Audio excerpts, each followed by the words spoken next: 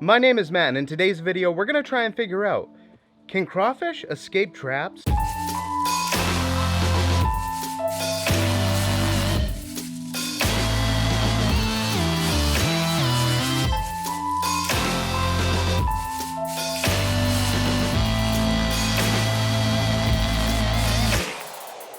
Today we're going to be comparing two traps. This is the G40 minnow traps from G's Minnow Traps. And this is the Crawdad trap from SouthBend. Both of these traps can be purchased at Walmart. The G's G40 is about $15. The SouthBend Crawdad is about $10. So how we're going to do this test is we're going to take each of these traps individually and we're going to put some crawfish into them, and then we're going to put them into this tank. It's not a tank yet though, it's just a tub. We got to add some water and aeration.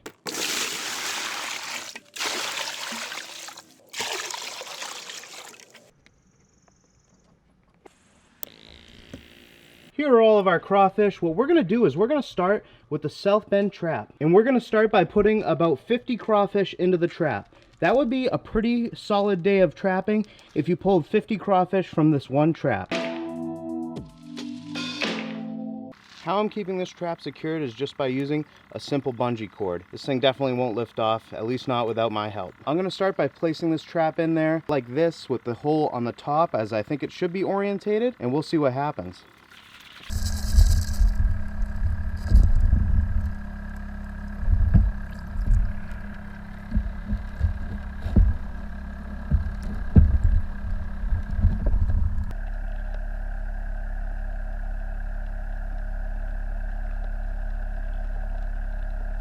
The crawfish have only been in there for about a minute, but it seems as though they've calmed down a lot since I put them back in the water.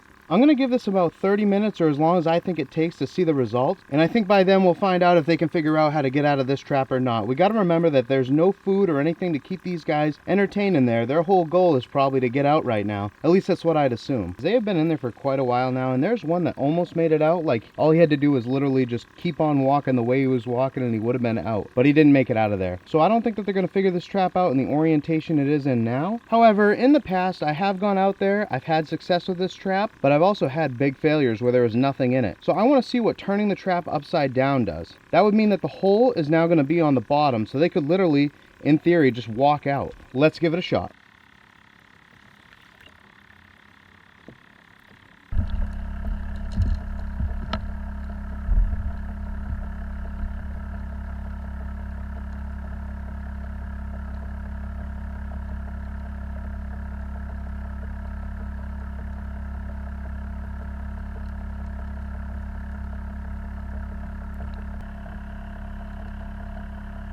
Okay guys, it's been like 2 seconds. I literally just turned the trap over and I can already tell that these guys are just finding their way out super easily. They're literally just walking out of the trap. So this is clearly what went wrong in the past for me. I do throw these traps out just from the shoreline. I never really set them like in place. So that's definitely what's wrong with this trap, is if you set it upside down or in the wrong orientation, you might as well not even throw the trap because you're gonna get nothing.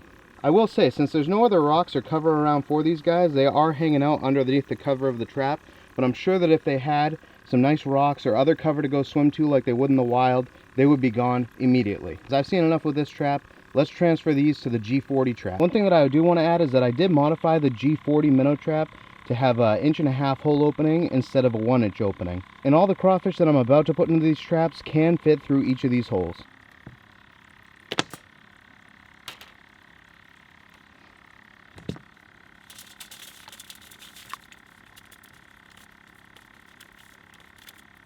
Okay guys, we're gonna close up this trap.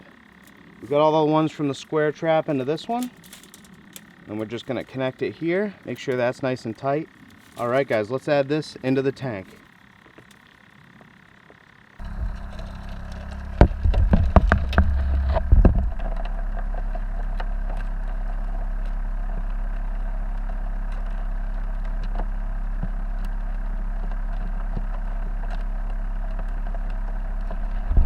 Okay, these crawfish have been in there for quite a while now, and they have definitely like figured out how to scale up the sides, and that was pretty obvious that that would happen. But they don't seem to have figured out how to get to the end of the cones, turn their bodies around, and crawl out of the trap. From what I've seen, I don't think that they're going to be able to figure their way out. I've seen enough with this one. I'm going to pull these guys and put them back in the bucket with the others.